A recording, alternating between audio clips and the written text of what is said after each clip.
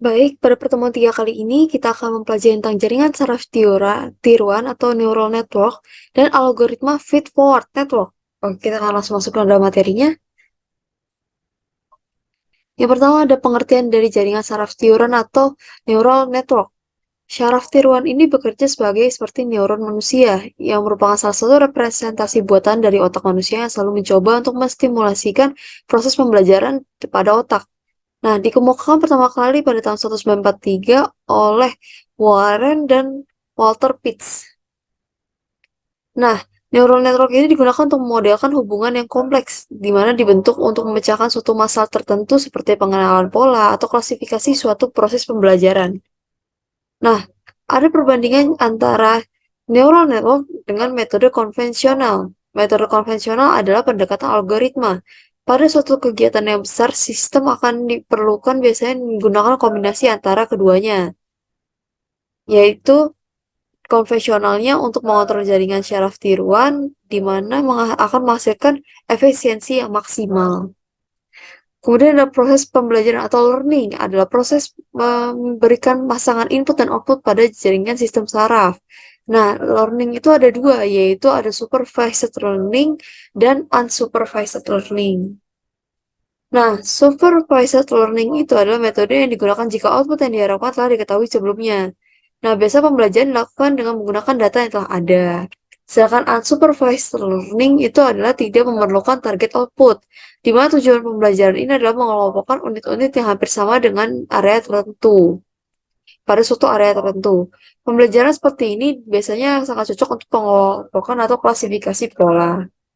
Arsitektur jaringan dibagi jadi 3. Yang pertama ada jaringan tunggal, jaringan lapisan banyak lapisan atau multi lapisan, dan jaringan lapisan kompetitif, di mana jaringan lapisan tunggal itu hanya memiliki satu lapisan dengan bobot yang terhubung hanya menerima input, kemudian langsung akan mengolahnya menjadi output tanpa harus melalui lapisan tersembunyi, atau disebut juga hidden lapisan.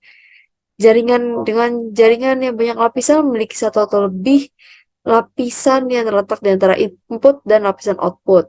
Terdapat beberapa lapisan yang berbobot terletak antara dua lapisan yang bersebelahan. Dan yang ketiga adalah jaringan lapisan kompetitif, yaitu hubungan antara neuron pada lapisan kompetitif tidak diperlihatkan pada diagram arsitektur. Kemudian ada algoritma feed-forward neural network. Itu disebut juga dengan multi-layer perceptron. Ya, algoritma ini adalah koneksi antar nodenya tidak membentuk suatu siklus, tidak ada koneksi umpan balik dari output ke dirinya sendiri.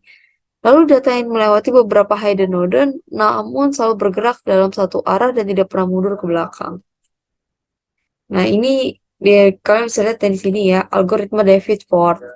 Dia itu terdiri dari input layer, hidden layer, dan output layer. Oke, selanjutnya saya akan jelaskan tentang ACT-nya kalian. Baik, pada ACT-nya kalian saat ini adalah kalian akan membuat aktif Windows. Jadi yang pertama, kalian harus mendeklarasikan dulu GW1 dan GW2, di mana GW1 dan GW2 ini adalah window atau jendela yang akan kalian gunakan untuk membuat program ACT ini. Yang pertama, berisi choose yang akan berisi button-button yang akan kalian pilih. Yang kedua, berisi outputnya. Nah, selanjutnya adalah kita akan membuat yang namanya button-buttonnya.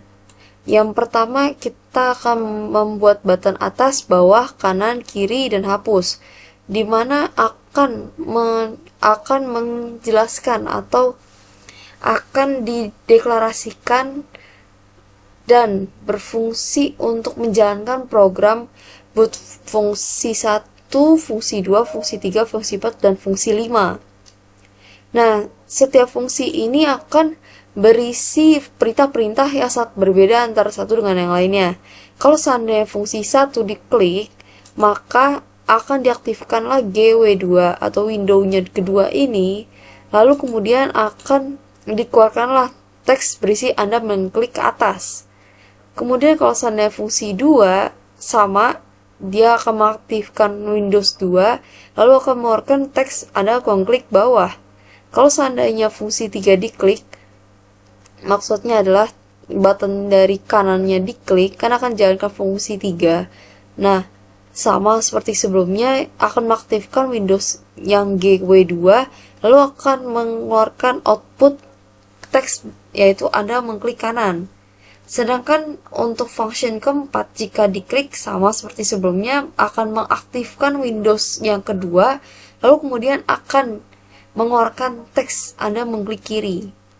Selanjutnya, untuk button hapus, yaitu akan menjalankan fungsi kelima, di mana fungsi kelima itu yang pertama akan mengaktifkan Windows kedua, lalu kemudian akan update window. Jadi update window ini fungsinya adalah untuk menghapus semua isi yang ada dalam satu window.